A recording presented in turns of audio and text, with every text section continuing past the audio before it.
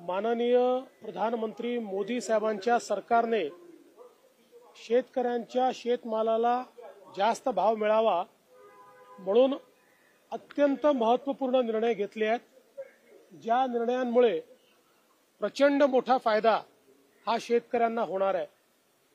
सगळ्यात महत्त्वाचं, या ठिकाणी कच्च्या तेलावर कुठली आयात ड्युटी नव्हती, आयात शुल्क नव्हतं।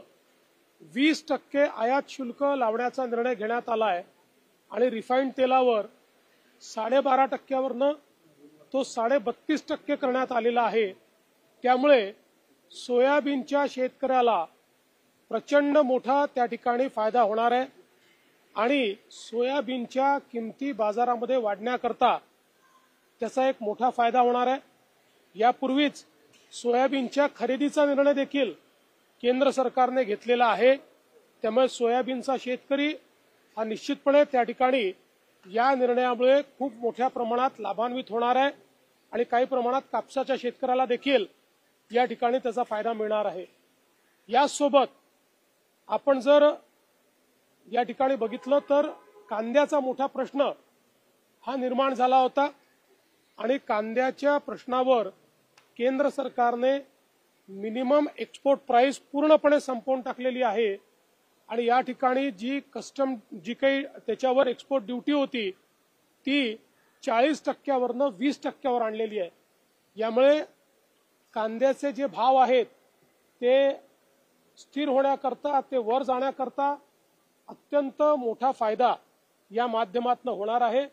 कांद्याच्या शेतकऱ्याकरता खरं म्हणजे खूप महत्त्वपूर्ण या शेतकऱ्यांची मागणी ही आज केंद्र सरकारने त्या ठिकाणी मान्य केलेली आहे आणि म्हणून मी केंद्र सरकारचं मनापासून अभिनंदन करतो। एवढंच नाही तर बासमती राईसच्या एक्सपोर्टवर जी काही ड्युटी होती ती ड्युटी देखील त्या ठिकाणी काढण्यात आलेली आहे।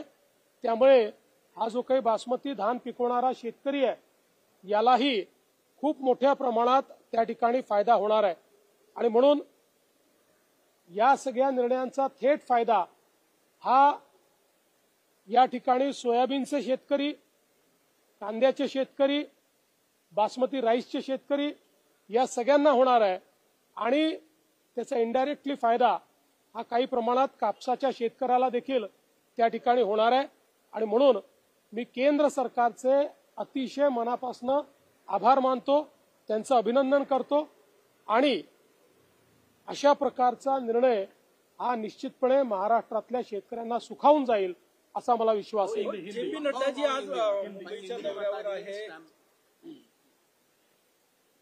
मैं भारत सरकार का बहुत अभिनंदन करता हूं और धन्यवाद भी देता हूं कि भारत सरकार ने जो तेल आयात होता है उसके ऊपर कच्चे तेल पर 20% और रिफाइंड पर 12.5 से 32.5% बढ़ाकर इंपोर्ट ड्यूटी लगाई है। इसके कारण सोयाबीन के जो हमारे किसान हैं वो सीधे लाभान्वित होने वाले हैं और बड़े पैमाने पर सोयाबीन का जो भाव है वो किसानों को बढ़कर मिलने वाला है। साथ साथ हमारे केंद्र सरकार ने दूसरा जो निर्णय लिया है, प्याज पर मिनिमम एक्सपोर्ट प्राइस समाप्त कर दी है और एक्सपोर्ट ड्यूटी 40 से 20 तक उन्होंने लाई है। इसके कारण प्याज का किसान भी बड़े पैमाने पर लाभान्वित होगा और साथ में जो बासमती राइस है उस बासमती राइस को भी एक्सपोर्ट की परमिशन तो थी ही, लेकिन उस पर एक्सपोर्ट ड्यूटी थी, उसको 0 कर दिया है। इसलिए हमारा जो धान का किसान है उसको भी इसमें बड़ा फायदा मिलने वाला है।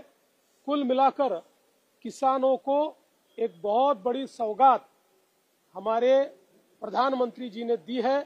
मैं प्रधानमंत्री जी का बहुत बहुत आभार व्यक्त करता हूँ। एकनाथ खडसे म्हणाले की देवेंद्र फडणवीसांनी मला राज्य सरकारची ऑफर दिली होती, आता प्रवेश झाला, मात्र अजूनही तिची घोषणा झाली नाही। ते काय म्हणाले हे मी ऐकलेलं नाही.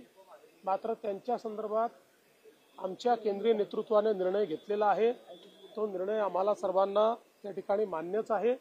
त्यामुळे केंद्रीय नेतृत्वाशी चर्चा करून गणेश उत्सवानंतर त्या संदर्भात योग्य निर्णय केला जाईल. सर, पोर्ट ब्लेयर का नाम बदलकर विजयपुरम कर दिया गया, पोर्ट ब्लेयर का नाम बदल गया। ये बहुत हर्ष की बात है।